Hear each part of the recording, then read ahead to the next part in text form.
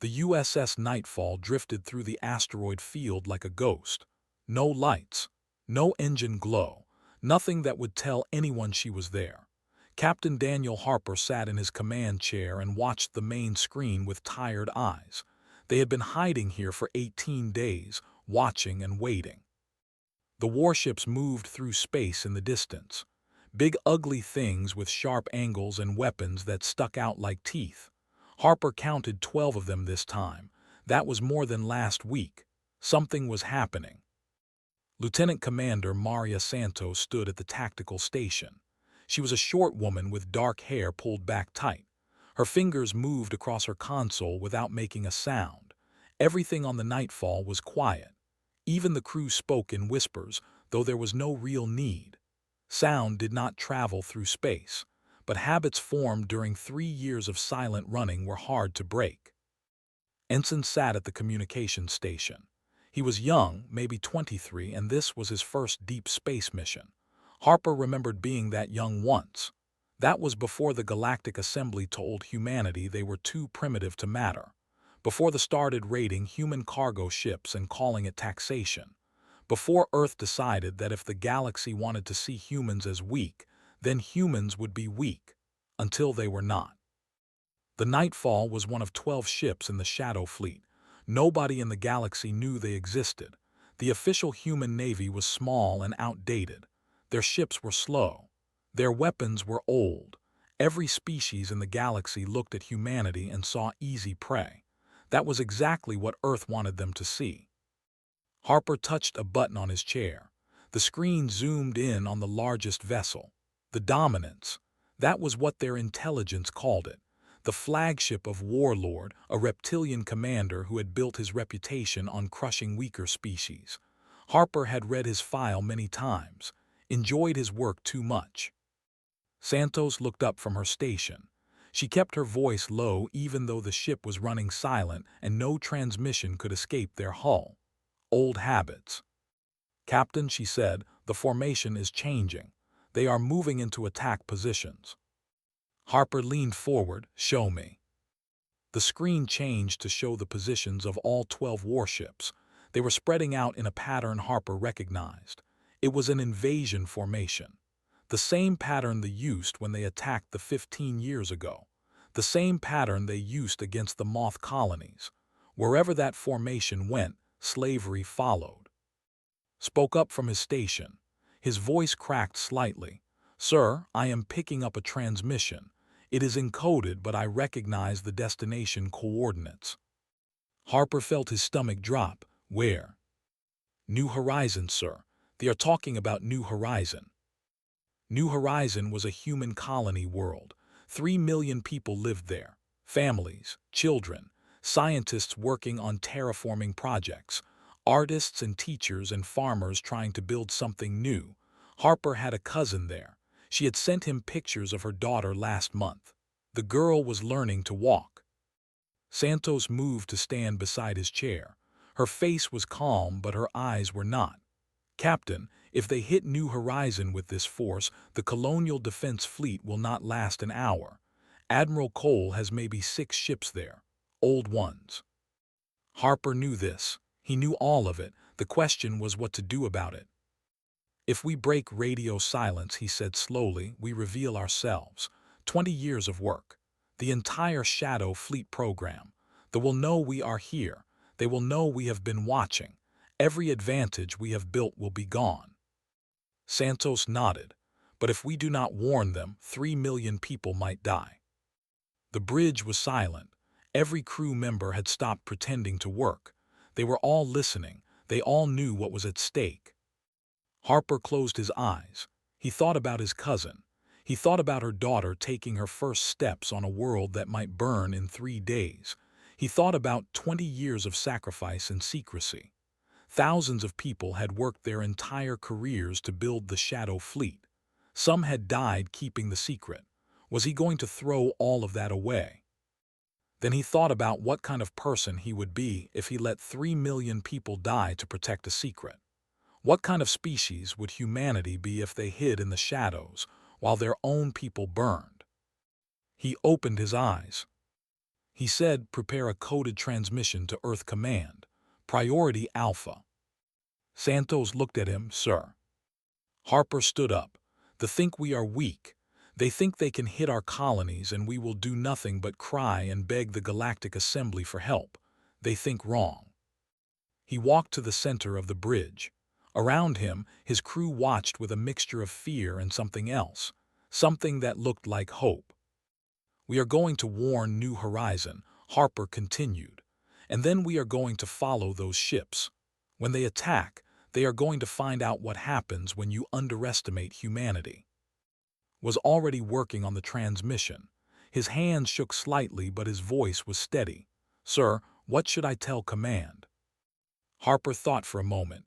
"Tell them the wolves are moving. Tell them it is time to hunt." Santos returned to her station. A small smile crossed her face.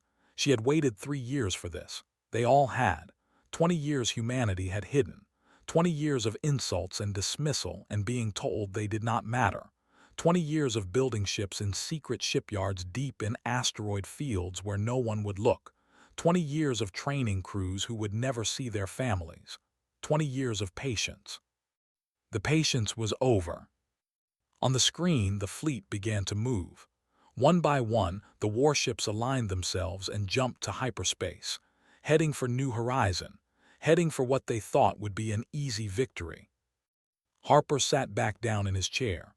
"Follow them," he ordered. "Stay in their shadow. When we reach New Horizon, contact the rest of the fleet. Tell them to converge on our position." The Nightfall powered up her engines for the first time in 18 days. The ship hummed with energy that had been sleeping. She was fast, faster than anything the galaxy had ever seen from humans, faster than the knew was possible. As the stars stretched into lines and the ship jumped to hyperspace, Harper allowed himself one thought. They were about to learn a very painful lesson. The galaxy was about to learn that humanity had been watching them all along. And everyone was about to discover that when humans finally decided to stop hiding, they did not do it quietly. The hunt had begun. Admiral Cole stood on the bridge of the Resolute and watched the fleet drop out of hyperspace. 12 warships, each one bigger than anything in her small defense force. She had 6 ships under her command, and all of them were old. At least that was what they believed. The colonial alert had gone out 2 hours ago. Down on New Horizon, 3 million people were moving to shelters and evacuation points. Dr. Brooks, the colonial administrator, was coordinating everything from the capital city. Cole had spoken to him briefly. He sounded calm. She hoped he stayed that way.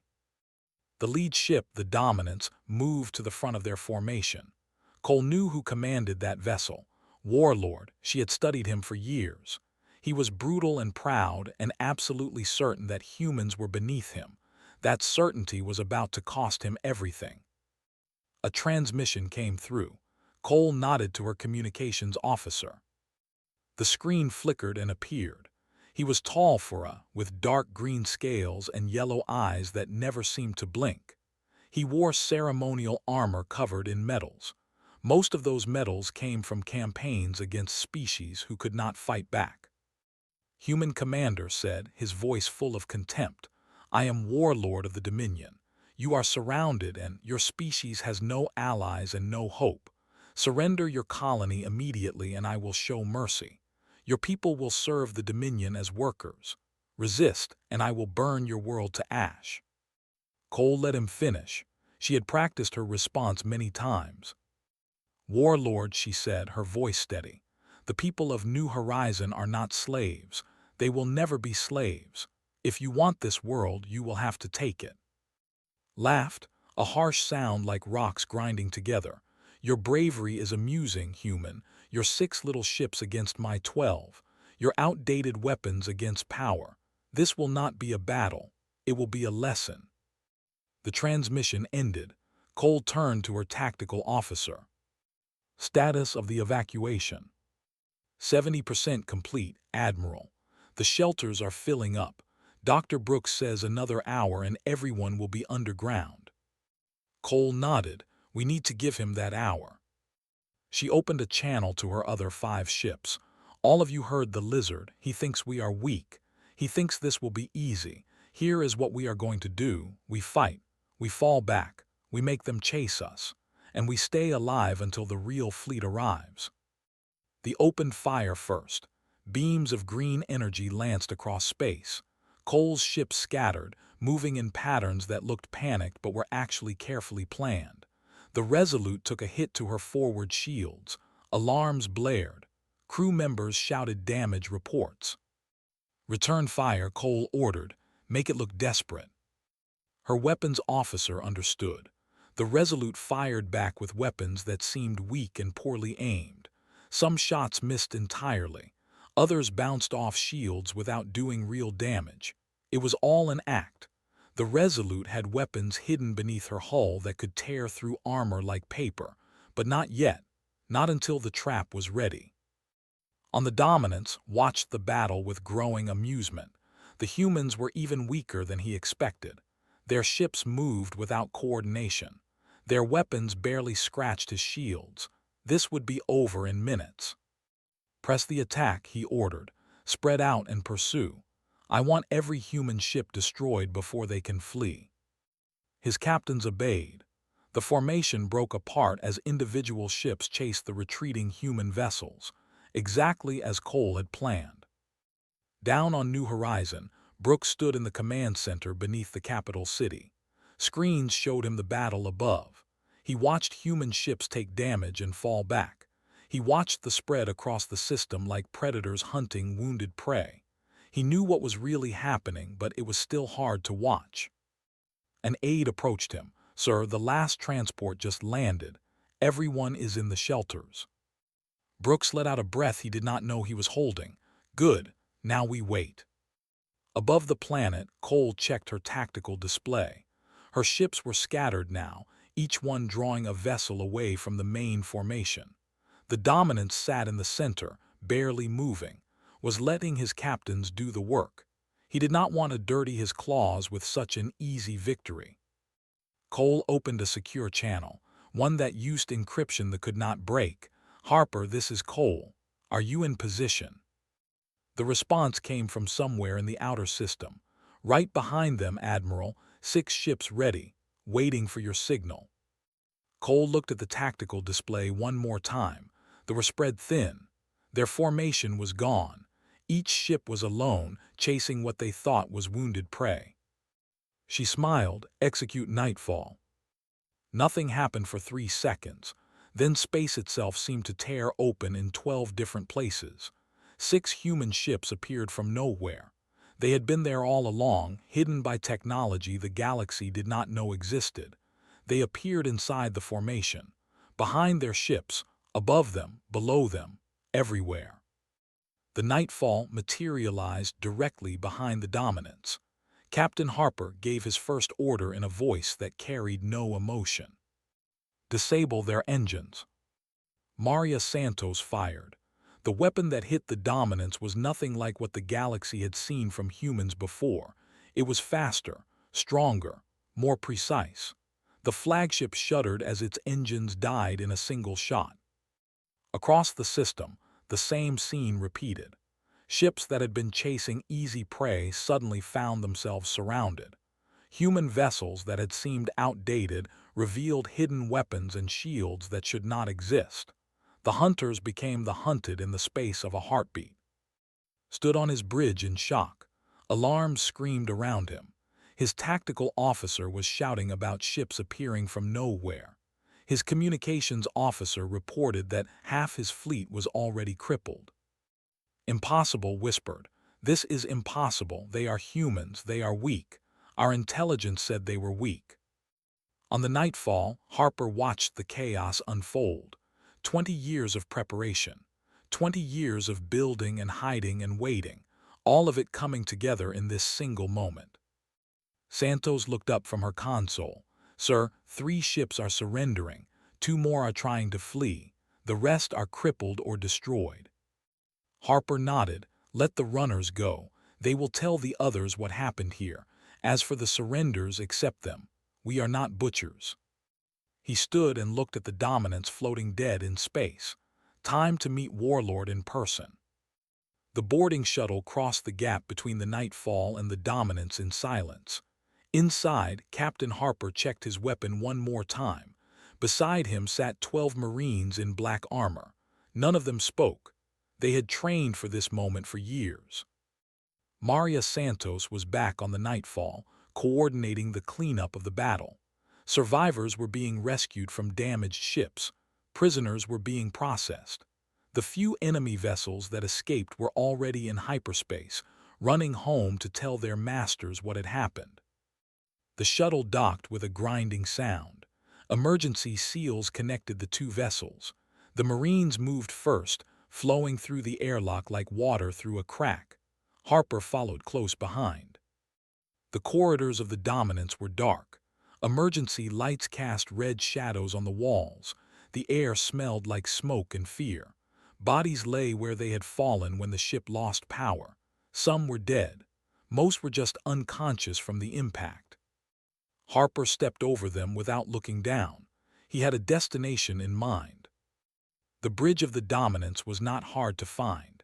It was the largest room on the ship, built to impress visitors with power. Gold decorations covered the walls. Trophies from conquered worlds sat on display cases. The skulls of defeated enemies lined the entrance like a warning.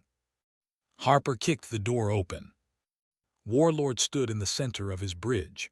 Around him, his officers lay on the floor. Some had tried to fight the power failure. Others had simply given up. Alone remained standing, his yellow eyes fixed on the human who walked toward him. "You said," his voice was different now. The contempt was gone, something else had replaced it, something that might have been fear. "You did this." Harper stopped 3 meters away. He did not raise his weapon. He did not need to. "My name is Captain Daniel Harper," he said. "United Earth Navy. I am here to accept your surrender." Laughed, but it was a hollow sound. "Surrender? I am Warlord. I have crushed 100 worlds. I do not surrender to prey." Harper looked around the ruined bridge. "Your fleet is destroyed. Your ship is dead. Your crew is captured. You are standing in the dark on a vessel that will never fly again. You are not a warlord anymore. You are a prisoner." Moved fast for such a large creature. His claws came out, slashing toward Harper's throat. 20 years ago it might have worked, but Harper had trained with experts who knew how fought. He stepped aside, grabbed his arm, and twisted. The warlord crashed to the floor with a sound like thunder. Harper pressed his boot against his neck. Not hard enough to hurt, just hard enough to make a point. 20 years, Harper said quietly. For 20 years your kind raided our ships, killed our people, called us weak and primitive. For 20 years the galaxy laughed at humanity, and for 20 years we let you. He leaned down closer, but we were never weak. We were watching, learning, building, waiting for someone to be stupid enough to give us a reason to stop hiding. His eyes were wide now. The fear was real. Why would you hide your strength? Harper smiled. "Because strength that your enemy does not know about is the most dangerous kind. You came here expecting sheep. You found wolves." He stepped back and signaled to his Marines. "Take him to the shuttle. Handle him carefully. He is going to answer a lot of questions." The Marines lifted to his feet. The warlord did not resist. The fight had gone out of him. He looked like a creature who had just realized that everything he believed was wrong. Back on the Nightfall, Harper returned to his bridge. The battle was over. Human casualties were light. 17 wounded across all ships. No deaths. They had lost 8 ships destroyed and 4 captured. Thousands of prisoners. And one very surprised warlord. Santos met him at the door. "Admiral Cole is on the line, sir. She wants to debrief." Harper nodded and walked to his command chair. The screen showed Cole's face. She looked tired but satisfied. "Captain Harper," she said, "that was excellent work. Command sends their congratulations." "Thank you, Admiral. How is the colony?" Cole smiled. "Safe. Dr. Brooks says the people are already coming out of the shelters.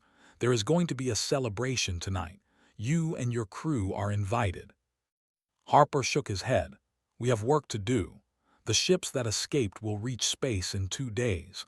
When they tell their leaders what happened here, things are going to change quickly." Cole nodded. "You are right.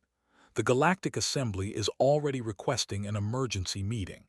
Ambassador Warren has been summoned to explain how we suddenly have a fleet that does not exist in any records. That is going to be an interesting conversation."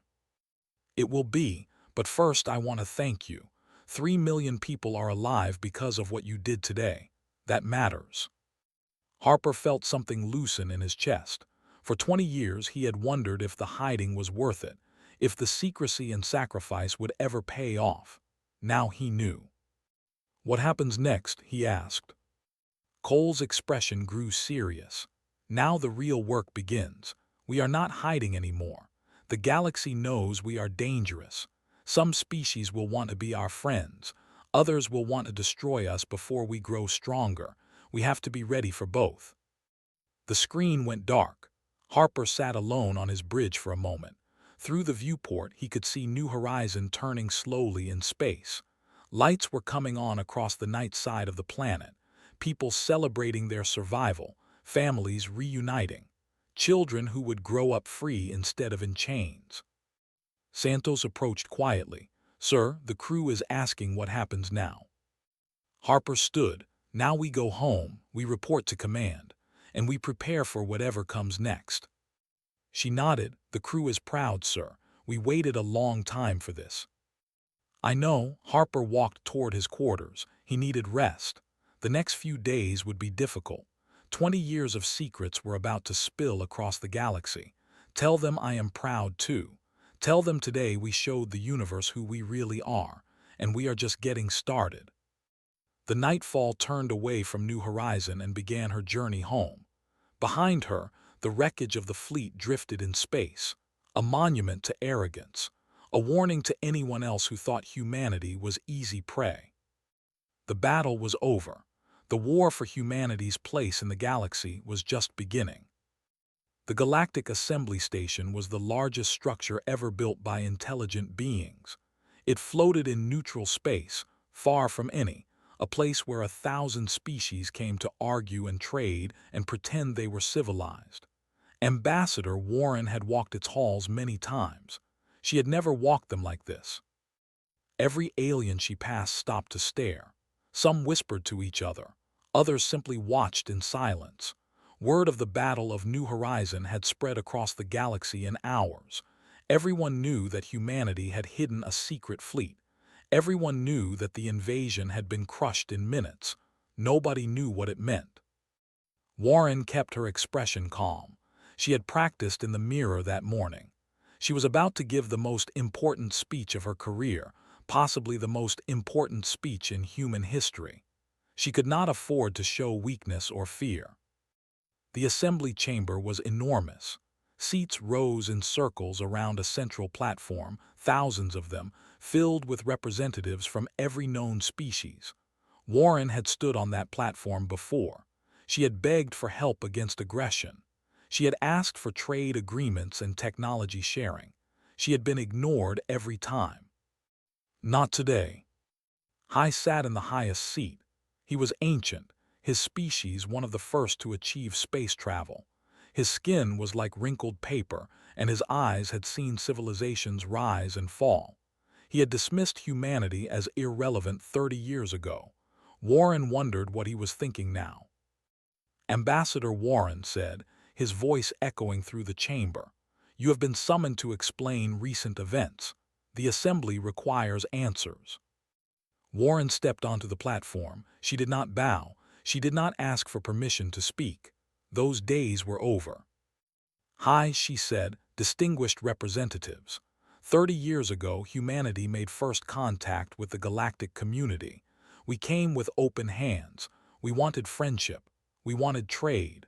We wanted to learn from species older and wiser than ourselves." She paused. The chamber was completely silent. "Instead, we were told we were primitive, weak, unworthy of respect. We were confined to a small region of space.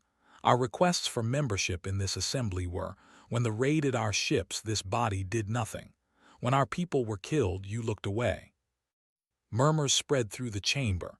Some representatives looked uncomfortable, others looked angry. Warren did not care.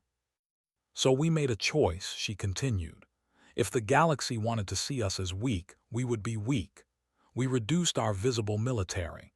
We let our ships appear outdated. We accepted every insult, every dismissal, every act of aggression without response. She smiled, but behind that weakness we built. In secret shipyards hidden in asteroid fields and gas giants, we constructed a fleet unlike anything this galaxy has seen. We trained crews in silence. We developed weapons that your scientists said were impossible. And we waited. The murmurs grew louder. High raised a hand for silence. For 20 years, Warren said, we watched. We learned your languages. We studied your politics. We mapped your military capabilities. We knew which species were honorable and which were threats. We knew everything, and you knew nothing about us. She turned slowly, making eye contact with representatives from a dozen different species. They attacked New Horizon because they believed we could not fight back. They were wrong. Our hidden fleet destroyed their invasion force in less than an hour. Warlord is now our prisoner, and the galaxy finally sees us as we truly are. A representative from a species called the stood up. His people had been enslaved by the for centuries. His voice shook when he spoke. You could have helped us. You had this power and you did nothing while my people suffered. Warren felt that accusation like a knife. She had expected it. You are right, she said. We could have acted sooner. We chose not to. That choice haunts me. It haunts all of us. But understand this, if we had revealed ourselves before we were ready, we would have been destroyed. Not but by the many species in this chamber who fear what we might become. The sat down slowly. He did not look satisfied, but he did not argue. Hai leaned forward. What do you want, Ambassador? You have revealed your power. You have humiliated the Dominion. What comes next? Warren had prepared for this question. She had spent weeks thinking about the answer. We want what we always wanted, she said. Friendship, trade, a seat in this assembly as equals. We do not want to conquer anyone. We do not want to rule the galaxy. We want to be respected as a species that has earned its place among the stars. She paused, but we will never again be vulnerable. We will never again trust our survival to the goodwill of others. Our fleet will remain. Our strength will remain. And anyone who threatens our worlds will face the same fate as the chamber erupted in noise. Representatives shouted at each other. Some demanded action against humanity. Others called for immediate alliance. The chaos was exactly what Warren expected. Called for order. It took several minutes for the chamber to quiet down. Your words are bold, Ambassador said, but words are easy. You say you want peace. Prove it. Warren nodded. We already are. The slaves on worlds we captured are being freed. We are offering medical aid to species the oppressed. Captain Harper, the commander who led the battle, has recommended that we share some of our medical technology with any species that asks. Not weapons, not ships, but help for the sick and injured. She spread her hands. We are not asking you to trust us. We know that will take time. We are asking you to watch us. See what we do, not just what we say. And in time, perhaps you will understand that humanity hidden was humanity surviving. Humanity revealed is humanity ready to be partners.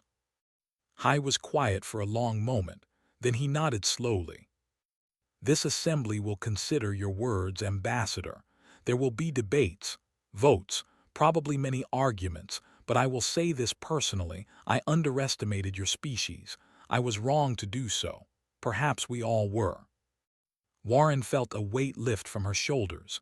That was more than she had hoped for. As she left the platform, her communicator buzzed, a message from Earth Command.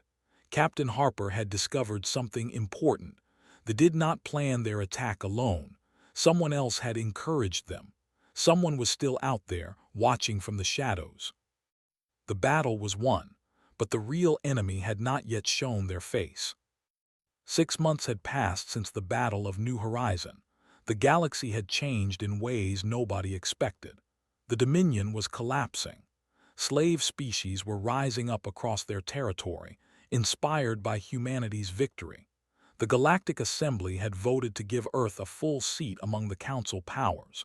Ships from a dozen worlds now visited human space for trade. But Commodore Daniel Harper was not celebrating. He stood on the bridge of his new flagship, the Sentinel, and stared at data that made his blood run cold. Captain Maria Santos stood beside him.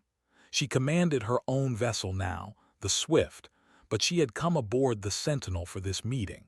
They had been partners too long to discuss something this important over a communication screen.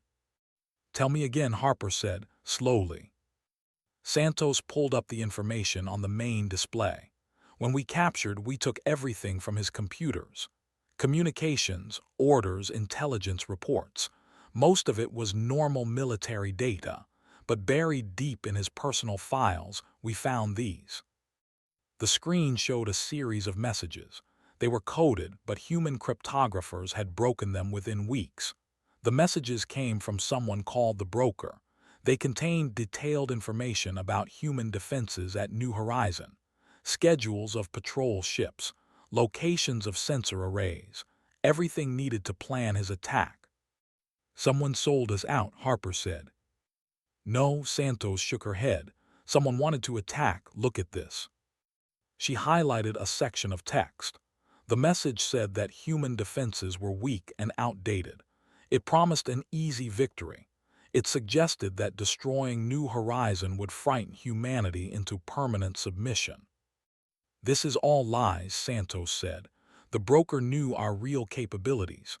This message was designed to make overconfident, to make him attack." Harper felt cold. Someone wanted to attack us, someone who knew we would win. "Exactly. The Broker was testing us. They wanted to see what we would do when pushed." Harper sat down heavily in his command chair. "The question is who and why?" Santos had been investigating for months. She had answers, but Harper was not going to like them. "The Broker is not a person," she said. "It is an organization. They call themselves the... Nobody knows what they look like or where they come from. They have been manipulating galactic politics for centuries. Wars, alliances, trade disputes. Every major conflict in the last 500 years has their fingerprints on it." "How do we know this?" "Because I found an intelligence officer who worked with them directly. He gave us everything in exchange for asylum." Harper processed this information. "What do they want?" Santos sighed. "Chaos, profit, control. They play species against each other and benefit from the destruction. The invasion was just their latest experiment." A signal came through from the sensor station. The young officer on duty looked nervous. "Sir, we have a ship incoming. Unknown configuration. They are requesting to speak with you by name." Harper and Santos exchanged looks. The mysterious contact they had been hoping for had finally arrived. "Put them through." The screen flickered. A figure appeared. It was hard to describe. The seemed to shift and change as Harper watched, never quite settling into a fixed form. Their voice was smooth and musical. "Commodore Harper," the figure said, "I am called the Broker. I believe we have much to discuss." Harper kept his face neutral. "You manipulated the into attacking our colony. You got thousands of people killed. Why?" The Broker laughed softly. "Because I needed to see what you truly were. The galaxy is full of species who pretend to be strong. Most of them collapse at the first real challenge. Humanity was different. You hid your strength. You planned for decades. You won a battle you should have lost. That makes you interesting." "Interesting is not a good reason to start a war." The Broker tilted their head. "Perhaps not. But consider this. I could have given real information. I could have told him about your hidden fleet. If I had, New Horizon would be ashes and your secret would have died with its people. Instead, I gave him lies. I let you win." Harper felt sick. You wanted us to reveal ourselves. Why? Because the galaxy needs new players. The old powers are stagnant. They are brutal but stupid. The assembly is weak and corrupt. Humanity is something new, something that might actually change things. The broker leaned forward. I am offering you a choice, Commodore. Work with me. Let me guide humanity's rise. Together we can reshape the galaxy into something better. Or refuse, and I will use my resources to destroy everything you have built. Harper was quiet for a long moment. Then he stood. You think we need your help, he said. You think we cannot survive without your manipulation. You are wrong. He walked closer to the screen. For 20 years we survived by hiding. We built a fleet in secret. We won a war nobody thought we could win. We did all of that without you. We can do whatever comes next without you too. The broker's form shifted. A dangerous light appeared in their ever-changing eyes. You do not understand what you are refusing. I understand perfectly. Harper's voice was hard as iron. You are afraid of us. That is why you tested us. You wanted to know if we were a threat. Now you know. And instead of trying to destroy us, you are trying to control us. He smiled coldly. Here is my counteroffer. Leave humanity alone. Stop manipulating the species around us. Or I will spend the rest of my life hunting you. I will find every agent you have. I will expose every scheme. I will burn your network to the ground. And when I am done, the galaxy will know exactly who you are and what you have done. The broker was silent for a long time. When they spoke again, their voice had lost its warmth. You are making a powerful enemy, Commodore. Good. Harper turned away from the screen. Humanity stopped hiding 6 months ago. We are not going back into the shadows. Not for the assembly, and definitely not for you. The transmission ended. The screen went dark. Santos let out a breath she had been holding. That was either very brave or very stupid. Harper shrugged. Probably both. But I meant every word. We did not build this fleet to trade one master for another. He looked out the viewport at the stars. Somewhere out there they were watching, plotting, deciding whether to help humanity or destroy them. It did not matter. Humanity had faced worse odds before. Send a message to the rest of the fleet, Harper said. Tell them to come out of hiding. All of them. Every ship, every crew, every secret we have kept for 20 years. The time for hiding is over. He turned back to Santos. And then tell Ambassador Warren to schedule another speech at the assembly. The galaxy needs to know that humanity is not just strong. We are not going anywhere. And anyone who tries to control us, manipulate us, or threaten our people will learn the same lesson they learned. Santos nodded. She understood.